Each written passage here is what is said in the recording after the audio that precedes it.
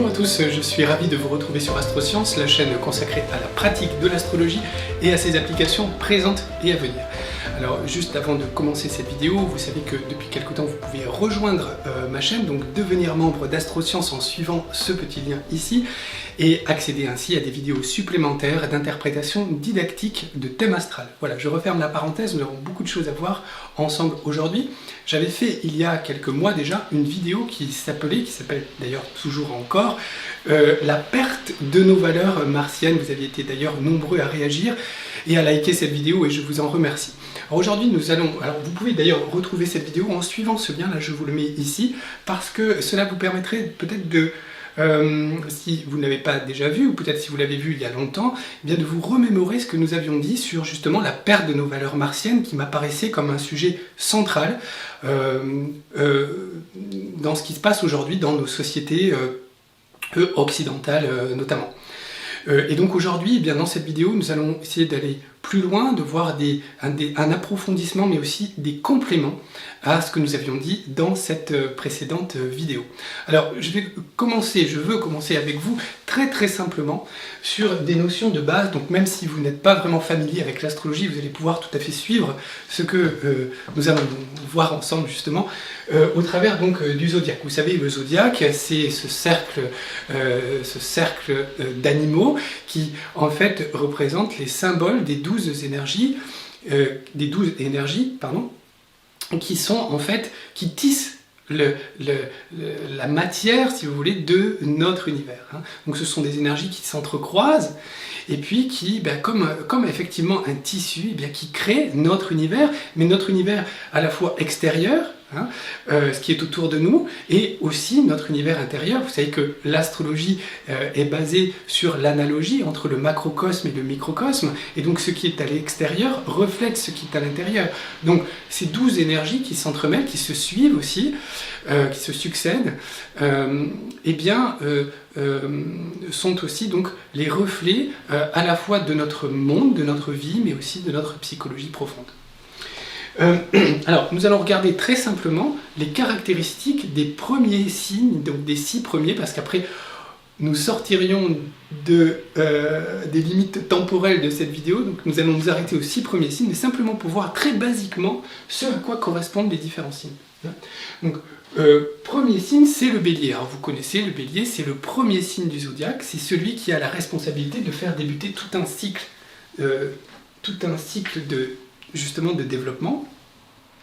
Et donc la caractéristique principale du bélier, signe de feu, c'est la combativité, le combat, la capacité à se battre pour quelque chose, et nous allons revenir par la suite sur ces valeurs bélier, pour bien les comprendre. Deuxième signe, c'est le taureau. Le taureau, vous avez déjà entendu parler, ou alors vous connaissez à fond le taureau, peu importe. Si je devais faire ressortir 2 caractéristiques du taureau, c'est la propriété et la nature. Le taureau, c'est j'ai, je possède, alors que le bélier, c'est je suis. Vous voyez, là, c'est j'ai, je possède. Donc, propriété, nature. Les Gémeaux, quelles sont les caractéristiques des Gémeaux? C'est un signe d'air, donc pensée, c'est l'intellect, la pensée, mais aussi la communication, signe d'air, d'échange, et les déplacements. Quand vous êtes Gémeaux, vous ne tenez pas en place. Il faut sans arrêt que vous bougiez pour apprendre des choses nouvelles, donc c'est tout à fait ça. Le signe du cancer, vous voyez, c'est la maman qui prend soin de son enfant. Si beaucoup d'entre vous connaissent par cœur ces notions du cancer, qu'est-ce qu'on pourrait dire? Moi j'ai noté 3 mots: maternité, enfance, famille. Vous êtes d'accord avec moi? Il y a autre chose? Je pense que c'est les premiers. Bien sûr, pour chaque signe, pour chaque type d'énergie, on pourrait écrire un livre entier. Mais ici, je veux qu'on reste très simple. Donc, cancer, maternité, enfance, famille. Le lion, c'est l'acteur qui monte sur scène, c'est le jeune homme qui dit au monde qui il est et qui crée devant le monde. Donc ici on va trouver l'expression de soi, mais aussi la créativité. En fait c'est intimement lié dans le signe du lion, on pourrait même dire l'expression créative, c'est vraiment le signe du lion. Et puis c'est aussi le signe de l'enseignement, le lion. Voilà, et puis enfin, dernier signe que l'on va voir là pour cette première phase, c'est le signe de la Vierge. Donc le signe de la Vierge, c'est bien sûr le signe du travail, travail-service, pour la Vierge, c'est pareil, c'est intimement lié, travail-service. C'est aussi le signe de la Vierge, le signe de la santé. Voilà. Est-ce que vous êtes d'accord avec moi? Je pense que ce sont les principales caractéristiques, celles qu'on pourrait les mettre les plus en avant pour ces 6 premiers signes. Vous êtes d'accord avec ça? Donc, vous pouvez même le noter, hein, si vous n'êtes pas familier avec les signes. Notez bien ça, et puis vous allez voir, on va y revenir par la suite de cette vidéo, plus en détail, on va voir les choses complètement différemment. Vous allez voir, ça va être marquant. Mars ne va pas trouver de relais au niveau énergétique dans le signe du Cancer. Le signe du Cancer représente l'enfance, hein, nous l'avons vu, c'est le petit enfant, disons avant 12 ans. Bon, alors, si maintenant je reviens sur la combativité associée au signe du Bélier. Pourquoi cette combativité? Parce qu'il faut comprendre que avant le Bélier, il n'y a rien. Hein. C'est le vide sidéral, le silence absolu, le noir absolu. Il n'y a rien. Vous imaginez? Pas de bruit, pas de lumière, pas de couleur, rien. Le vide. Et puis, dans ce vide, émerge une toute petite boule, toute petite, rouge, qui est l'énergie du Bélier et qui représente l'étincelle de la vie. Elle arrive dans un no man's land, si vous voulez. Hein. Elle est entourée, non pas de mort, hein, parce que la mort suppose la vie et la naissance, mais elle est entourée de non-vie, de vide. Et ça, c'est l'état naturel de notre univers.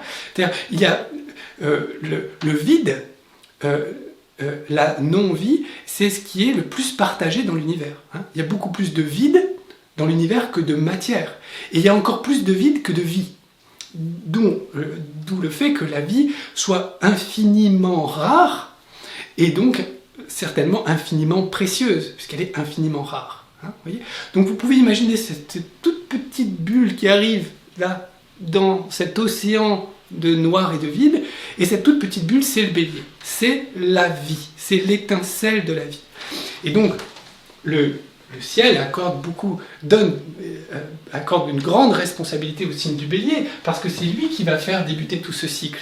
Donc s'il n'y a pas de Bélier, il n'y a pas les autres signes. Comprenez? Hein? Donc il a doté le signe du Bélier, signe de feu, de 2 planètes, qui sont Mars et le Soleil. Et qu'est-ce qui se passe dès le départ, dès l'émergence de la vie?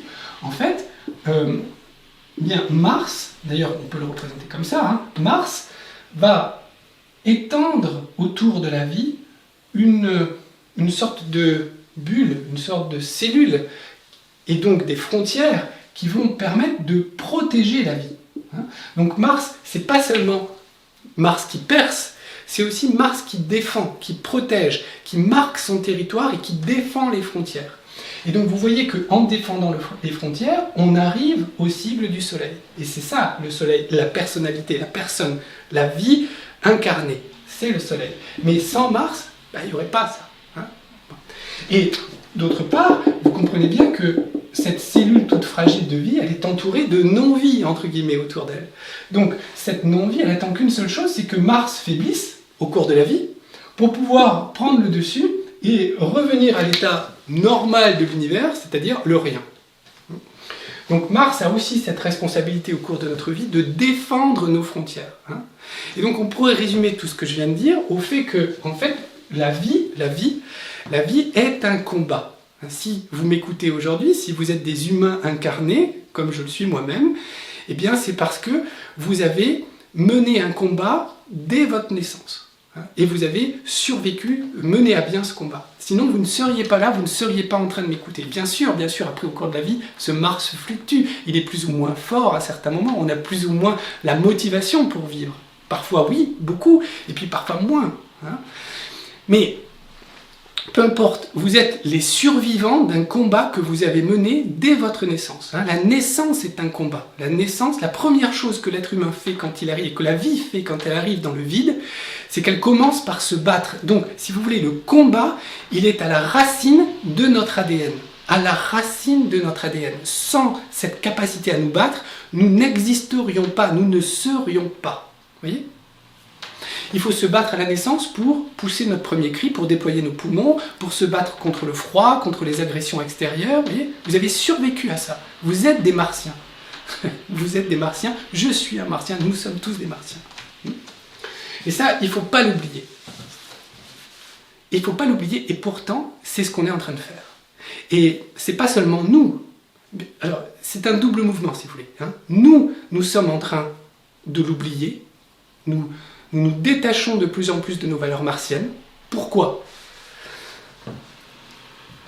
Parce que Mars, c'est un combat, et un combat, ça fait peur. Pourquoi ça fait peur ? Parce que dans un combat, on peut gagner, mais on peut aussi perdre. Vous voyez ? C'est un risque, c'est inconfortable. Si je dois me battre pour quelque chose, mais on voit ça tous les jours, je vois ça tous les jours dans mes consultations. Si je dois me battre pour quelque chose, c'est-à-dire que je prends le risque de potentiellement ne pas y arriver, perdre le combat. Vous voyez ? Donc c'est plus facile de se réfugier dans le non-combat. Et donc on est en train de cheminer vers le non-combat. De même que ça, c'est notre mouvement intérieur.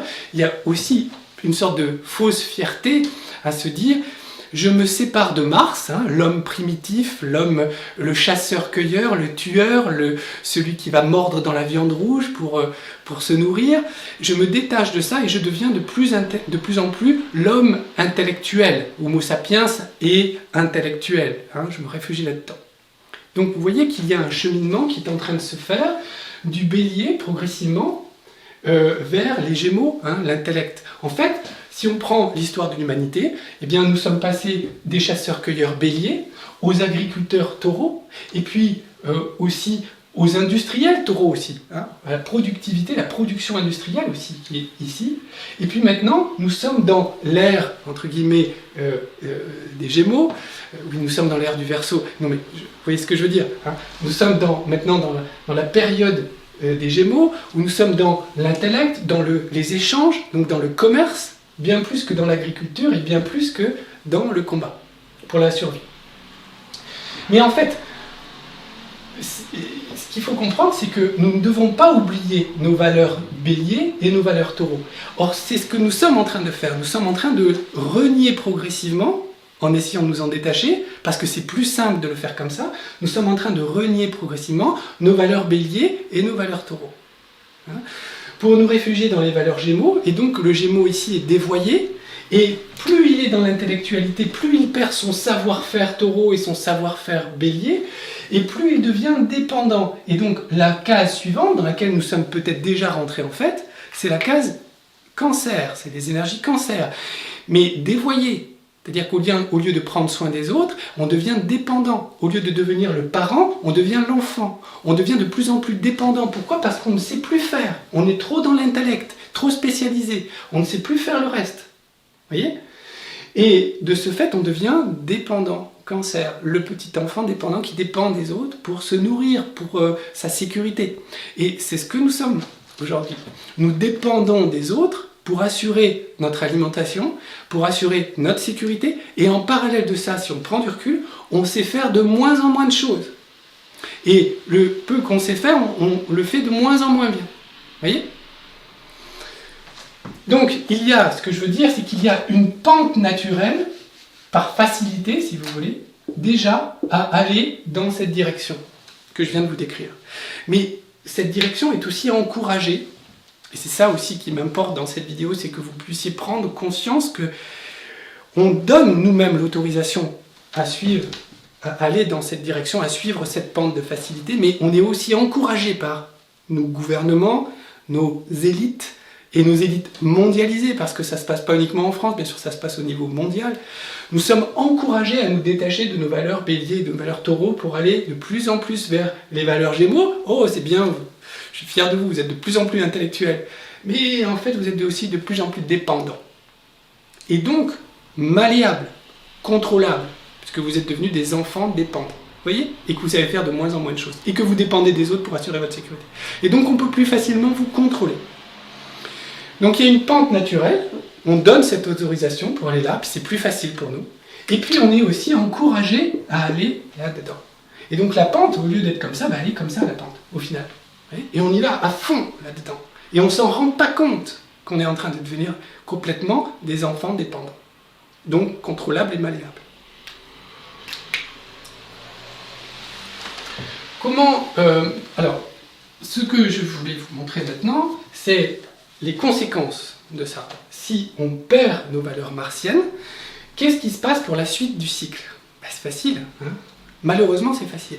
C'est-à-dire que si on perd nos valeurs de bélier, on n'a plus accès aux valeurs taureau. Ah, mais qu'est-ce qu'on a dit sur les valeurs taureau? Je ne me souviens plus. Ah oui, propriété nature. Alors, si je ne sais plus me battre, je ne peux plus assumer je ne peux plus défendre ma propriété. Et donc, le droit de propriété, la notion même de propriété, est aujourd'hui attaquée par, encore une fois, nos sociétés en général, et donc ceux qui les gouvernent, nos élites mondiales et mondialisées. Elles sont en train de mettre à mal notre droit à la propriété et la notion même de propriété. Vous savez, le taureau, c'est le propriétaire terrien, c'est le papé dans Jean de Florette qui a son champ, hein, qui appartenait à ses ancêtres, et il est chez lui. Pourquoi est-ce qu'on veut nous enlever notre droit de propriété? Parce que c'est beaucoup plus simple, si vous voulez, si ça c'est un pays, vous avez à l'intérieur des petits propriétaires. Mais vous voyez bien, c'est symbolique, hein, tout ça, c'est symbolique. Ils sont propriétaires de leur terrain, ils ont leur chez eux. Si je veux manipuler, bouger, faire ce que je veux dans ce pays, c'est plus compliqué parce que chaque personne là est propriétaire de son bout de terrain. Donc je dois faire avec, je dois composer avec, je dois leur demander l'autorisation de passer ou de se déplacer. Ils ne sont pas obligés de me dire oui. Mais si j'enlève les valeurs martiennes, alors ces personnes ne peuvent plus défendre leur propriété. Vous voyez? Et là, je fais ce que je veux. Je fais ce que je veux. Je les dirige comme je veux.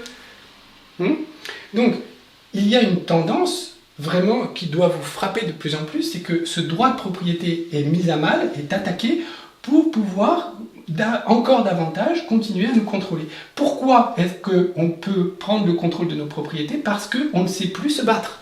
Pourquoi on ne sait plus se battre? Pas parce qu'on est une génération qui n'a pas connu la guerre? Oh, grâce à l'Europe. Oui, l'Europe, voilà, qui a en quelque sorte déplacé le problème. Hein. On n'a plus des guerres entre les États, on va avoir des guerres entre des continents ou des sous-continents. C'est ce qui est en train de se mettre en place là aujourd'hui. Hein. Parce qu'on ne fait plus le service militaire. Les citoyens adultes d'aujourd'hui ne sont pas passés par le service militaire, donc ils ne savent plus se battre. Ils ne sont pas passés par le rituel martien que l'on trouve dans toutes les civilisations du monde depuis l'histoire, qui est un rituel martien pour devenir adulte, pour devenir vraiment un homme adulte. Eh bien, il n'y a plus ce rituel martien du service militaire, donc on ne sait plus se battre. Et donc, on devient des citoyens dévirilisés, un peu castrés, si vous voulez. Et donc, encore une fois, de plus en plus manipulables. Donc, la propriété est mise à mal. Hein, ça, c'est ce qu'on va retrouver également, par exemple, dans les notions de squat. Hein. Ça fait combien d'années qu'on entend parler de personnes, ils sont chez eux, hein, ils partent en vacances, ils reviennent, ah bah il y a quelqu'un chez eux. Bah oui. Ils ont le droit, les gens, ils sont chez vous, mais ils sont chez eux. Et il n'y a aucune intention de changer ça dans notre gouvernement, donc en France, mais dans les gouvernements autour non plus. Ils ne veulent pas changer ça.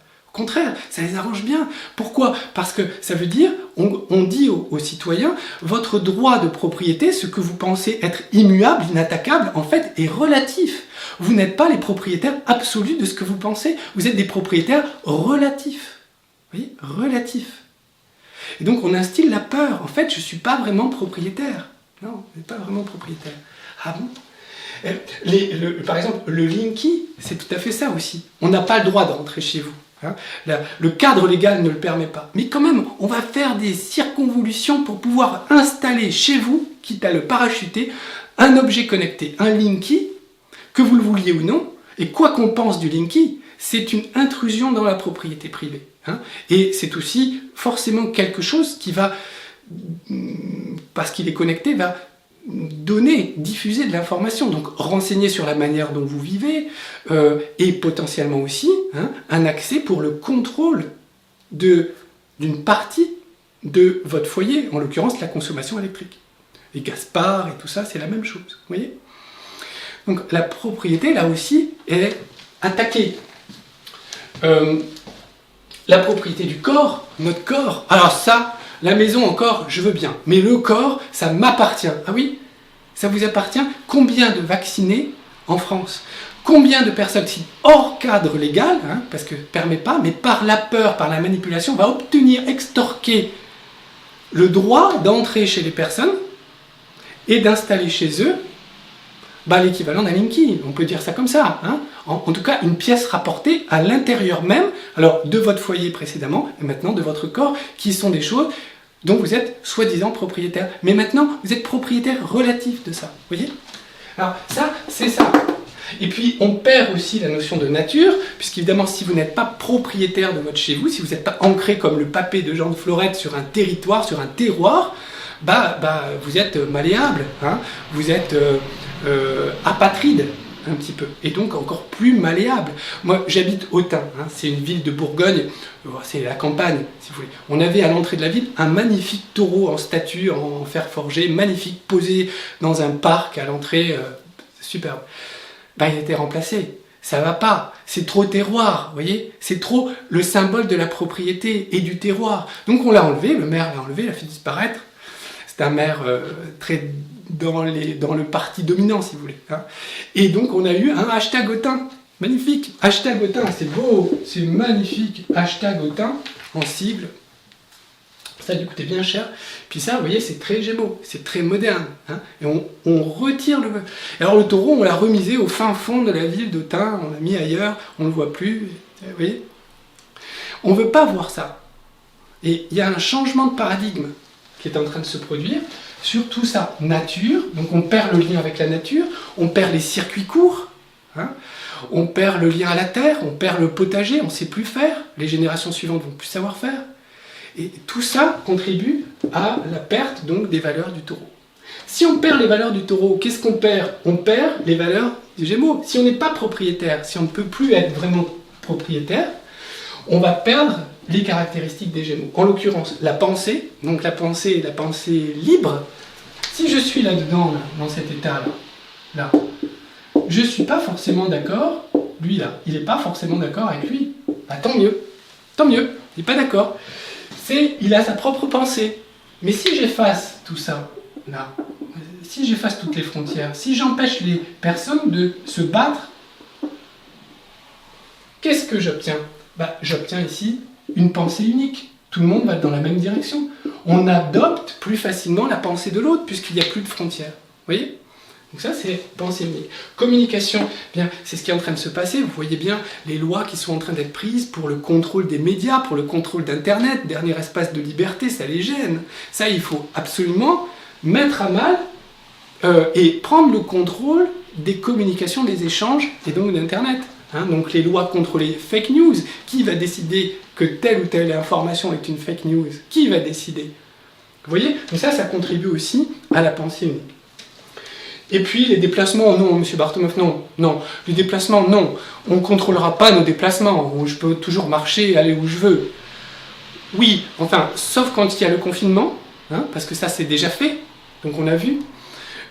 Tous les passes qu'il y a autour de nous, il faut un pass pour aller là, pour changer de région à certains moments, parce que ça a été décrété, et ça marche, on accepte ça. Tous les passes pour entrer à certains endroits. Donc les déplacements... Pas vraiment en fait, hein. C'est déjà en train d'être attaqué. Il y a des confinements aussi, pareil, on nous a empêché les déplacements, vous voyez, le contrôle des déplacements. Pareil, dans la communication, dans le Gémeaux, on va trouver tout ce qui est langage également. C'est le contrôle de la langue, c'est-à-dire qu'on va nous donner des mots. Et on va nous imposer des mots. Hein. Renaissance, vous êtes obligé dans le subconscient de penser que c'est Renaissance. Ouais. Mais plein d'autres mots, au hasard. Hein. Et on nous impose des mots, et ces mots nous enferment dans une forme de pensée. Ouais.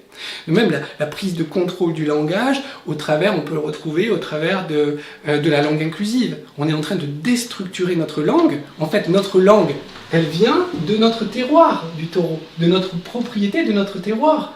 Puisqu'on n'a plus le terroir, puisque tout ça est dilué, puisqu'on n'est même plus propriétaire, alors on peut s'attaquer à la langue. Et on s'attaque à la langue pour la déconstruire.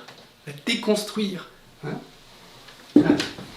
Si je perds les valeurs Gémeaux, eh bien, je perds également les valeurs du Cancer. Ou si je le vois dans l'autre sens, si je prends le contrôle des valeurs Gémeaux de la population, alors je prends le contrôle de ces valeurs Cancer. Et donc je prends le contrôle de la... Oh, qu'est-ce qu'on avait dit? Mince, maternité. Je prends le contrôle de la maternité. Et oui, vous savez qu'il y a des salons qui se passent dans les grandes villes en France, y compris bien sûr à Paris, où vous pouvez déjà, on vous explique que vous pouvez commander votre enfant, choisir le sexe, choisir l'origine du donneur, les gamètes du donneur, etc. Hein, c'est pas trop relayé dans les médias, hein, mais c'est là. Contrôle de la maternité, contrôle des naissances, un peu aussi comme il y a eu en Chine, hein, combien de naissances, on est dans une phase bien sûr ascendante, donc déjà de surpopulation, mais ça va faire, bien sûr, ça va s'accentuer encore dans les années à venir, donc prendre le contrôle de la maternité, prendre le contrôle des naissances, prendre le contrôle de la famille également. La famille qui est la cellule mère, la cellule originelle de la civilisation humaine, c'est la tribu, la famille, le père, la mère, les enfants, les grands-parents, hein, et chacun prend soin de ses générations, chacun a un rôle à jouer à l'intérieur de ça. Eh bien, on est en train de déstructurer ça, mais vous vous rendez compte de ce qui est en train de se passer? Et pourquoi on peut s'attaquer à la famille, à la notion de famille? Parce que on est dans la pensée unique, parce qu'on contrôle les communications, parce qu'on contrôle les messages, l'idéologie véhiculée sur Internet. Hein. C'est grâce à ça que l'on va pouvoir ensuite contrôler les maternités, les naissances, la population et la famille. Vous voyez qu'on n'est certainement pas loin de cette transition ici, déjà aujourd'hui. Il est urgent de prendre conscience de tout ça. Si je perds tout ça, je perds la créativité. Ou inversement, si je veux contrôler mon peuple, eh bien ici, je contrôle l'expression et la créativité du peuple. Ça, c'est l'enjeu majeur. Si je perds ma créativité, si nous perdons, amis, si nous perdons notre créativité, nous sommes morts. Hein, autant retourner à avant le bélier, au rien. La créativité, c'est notre flamme intérieure. Donc un esprit créatif, c'est un esprit vivant. Un esprit qui n'est plus créatif, c'est un esprit mort, sclérosé. Peut-être pas mort biologiquement encore, mais mort spirituellement. Hein. Donc la créativité est super importante. Est-ce que je suis créatif encore dans ma vie aujourd'hui? Bonne question. Alors, on va poser la question autrement. Qu'est-ce que j'ai fait de créatif dans la journée d'hier? Alors, peut-être, je vais dans la journée d'avant-hier? Dans la semaine dernière? Qu'est-ce que j'ai fait de créatif? Vraiment une activité créative, oui. Et puis l'enseignement, hein. Alors le contrôle de l'enseignement, ça c'est déjà quelque chose qu'on peut voir. Hein, pareil, au travers par exemple ça me fait penser à cette idéologie woke, hein, le wokisme qui est en train de s'infiltrer dans nos sociétés. On va réécrire l'histoire. C'est quoi l'histoire? C'est le cancer. Hein. Donc dans l'enseignement, on prend le contrôle de l'enseignement et on est en train de réécrire l'histoire cancer. D'où je viens? Quelles sont nos racines? Quelles sont nos racines? Oh, on efface, on déconstruit. Et donc on contrôle l'expression et la créativité, entre guillemets, des personnes par la suite. Et donc au travers de l'enseignement.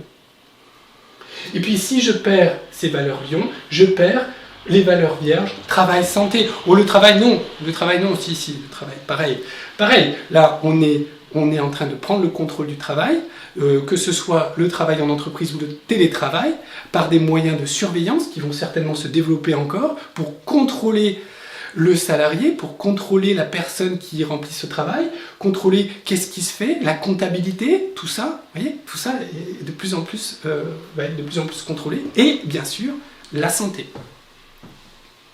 Bon là, le Covid, hein, voilà. On va contrôler, les laboratoires vont prendre complètement le contrôle de notre santé, alors que c'est notre responsabilité à chacun, hein, de veiller à la santé, à l'hygiène de notre corps. Hein. Ça, c'est ce qu'on va perdre par la suite. Si je poursuis, et je vais un peu plus loin, parce que bien sûr, on arrive ensuite à des valeurs comme le Sagittaire. Le Sagittaire, c'est la religion, la foi, nos valeurs, nos croyances. Donc c'est le contrôle de notre foi. On va nous dire ce à quoi il faut croire, ce à quoi il faut, qui il faut prier, hein, ou pas prier d'ailleurs. Hein. Voilà, c'est ça le Sagittaire. Mais si je poursuis ensuite, j'arrive au Capricorne, qui est le signe le plus élevé du zodiaque, signe de terre, signe de contrôle, signe d'autorité. Et là, eh bien, j'ai le contrôle total sur les énergies de ma population.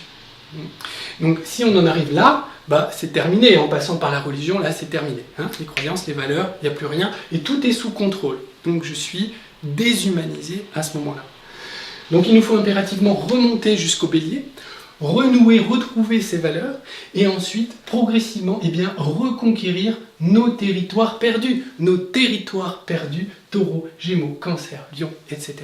Pas à pas, pas à pas. Pas à pas, mais ça commence par le fait de retrouver notre capacité à nous battre. Alors ça, on voit déjà des contre-mouvements, je dirais, qui apparaissent dans la société.